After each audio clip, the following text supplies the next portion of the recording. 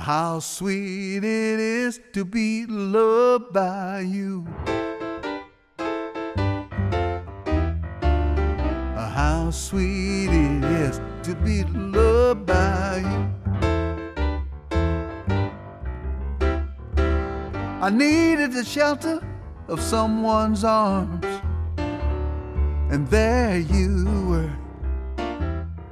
It's a record of Lamont's most famous songs, Volume 1, because we can't fit them all in one.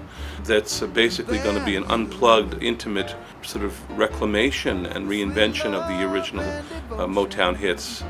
Who knew, you know what I mean, that after all of these years that these songs would be revisited again in this form. We're just having a ball with it, and we think that the audience and the fans of this music will get a kick out of it as well.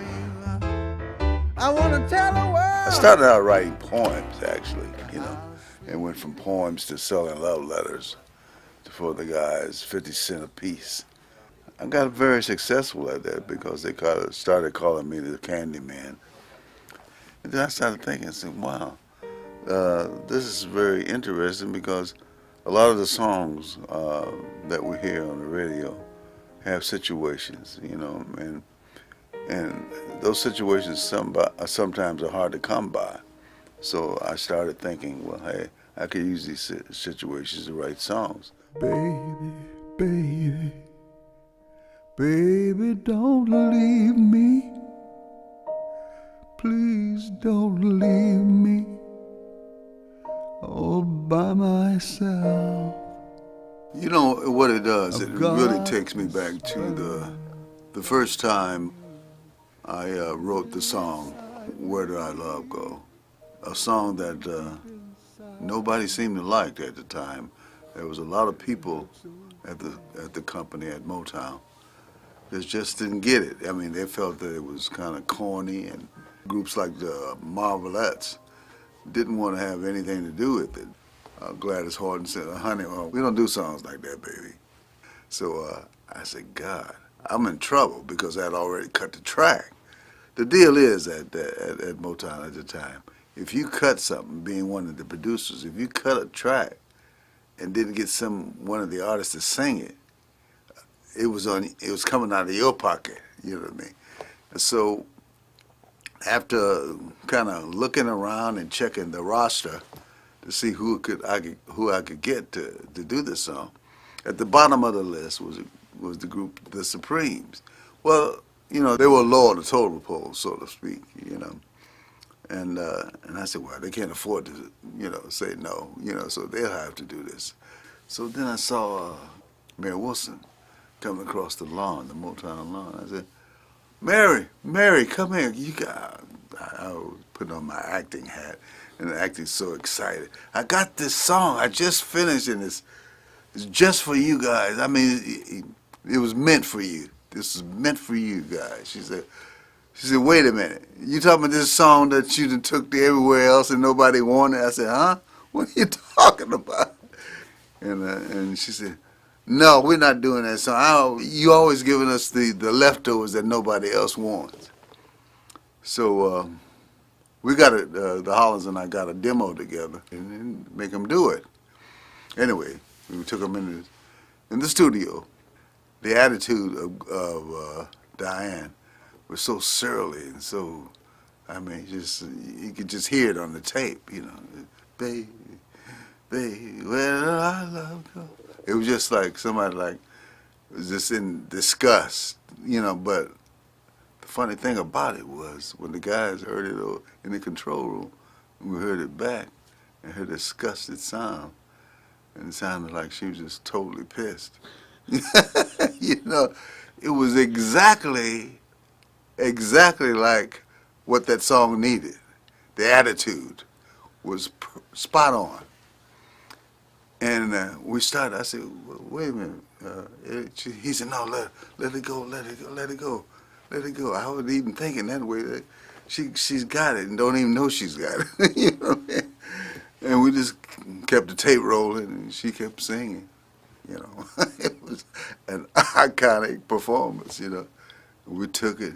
She left out after the song was finished, stormed out of the room, and went over to the next building where Barry Gordy and told him about it. She was crying and upset.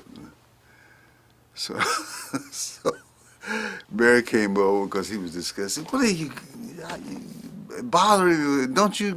Can't y'all get along and to do this up? And he said, let me hear the song. And he listened to it for a minute. Take it from the top again. And after listening to it, he said, man, this sounds like it could be something. And we said, oh, really?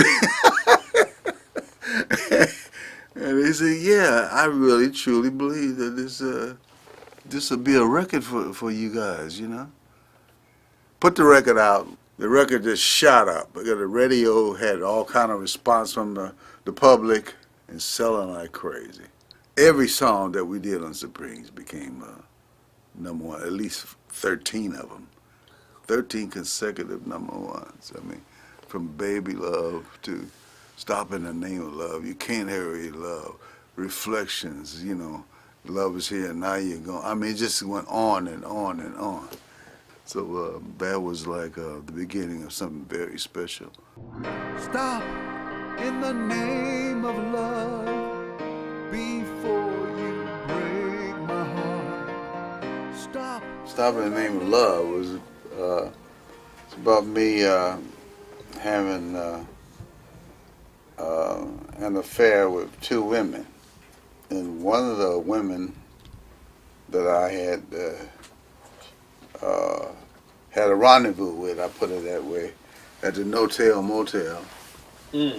And the main one that I was living with had to got word that I was at the No-Tell Motel with the other girl. There was a big knock at the door. And it was about like, I guess, 2 o'clock in the morning. And I woke up and I heard the killer outside, the main one that I was living with, screaming and carrying on. I know you're in there. Open up this damn door. Who is it? It scared the girl half to death. She jumped up and started throwing on clothes and stuff. And she said, well, what's going on? I said, just go out the back. Hey, you don't back door. So she climbed out the bathroom window, you know. I opened the door and I tried to act like, what's going on? You know, where's she? Well, I know you're in there with somebody. I said, please, baby, please. I said, I'm not in here with nobody. I had to, got tired, left the studio, come down there and had a few, and fell asleep. You know, you can look around, ain't nobody in there. I know she's in there checking the place out. I said, why don't you stop this? Don't you understand that I would never do nothing like that to you? And she's ratting and raving. No, I know you got this. I said, please, baby, please stop it in the name of love. Ooh. And I mean, it just slipped out because it was kind of I was trying to break up the nonsense and trying to ease all of this affliction thing that she was putting on me. And then I said, wait a minute, hold on. I said, did you hear that? She said, well, what are you talking about? You trying to be funny or something? I said, no, didn't you hear that cash register? Yeah, you know, that cha-ching, you know. And I was trying to laugh it off and everything. She didn't think it was funny and everything. But you wrote it down. But then I wrote it down. So when we finally left there together and went home. And the next day, boy, this thing stayed and stopped in the name of love. And I got to the studio that morning, and Brian was there.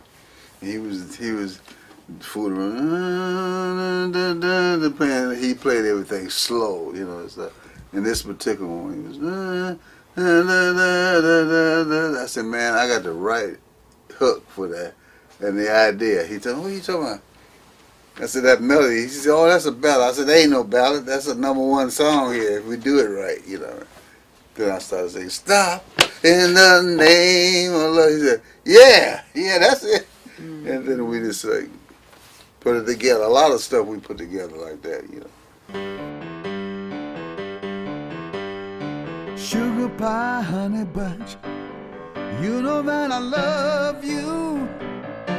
Oh, I can't help myself. I love you and nobody else. In and out my life. I stayed with my grandmother You come and you go. when I was a kid. She owned her own home beauty shop.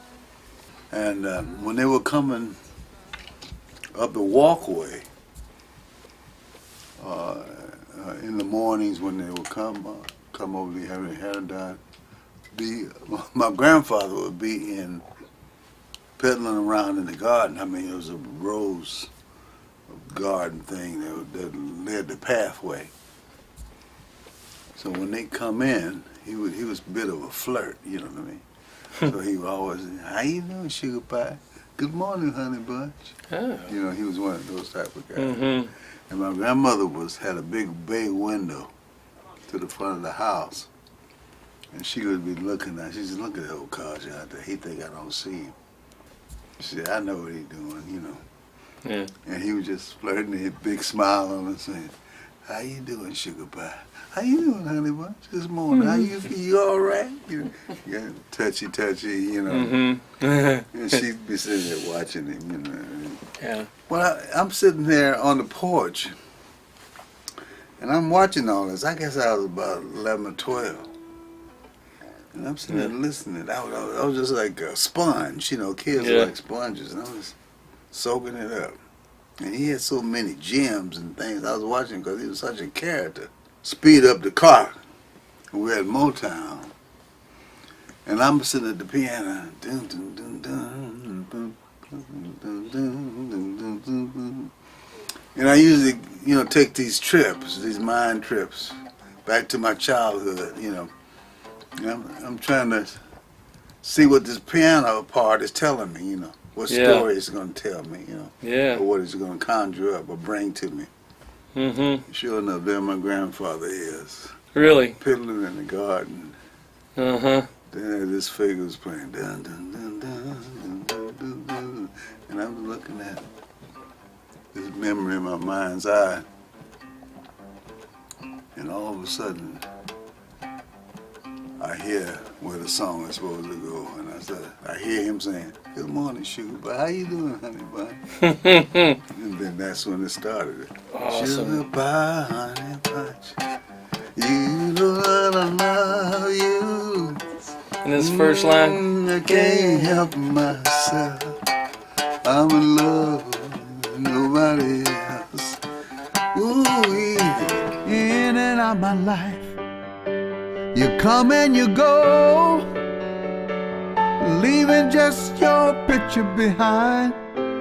And I've kissed it 1,000 times. When you snap your finger or wink your eye, I come a-running to you. I'm tied to your apron string, and there ain't nothing, girl, that I can do. Oh, babe, sugar pie, honey bunch, I'm weaker than a man should be. Girl, I can't help myself. I'm a fool in love, you see. Wanna tell you I don't love you, tell you that we're through. And I've tried, but every time I see your face, I get all choked up inside. Oh yeah, when you call my name, girl, it starts to flame, burning in my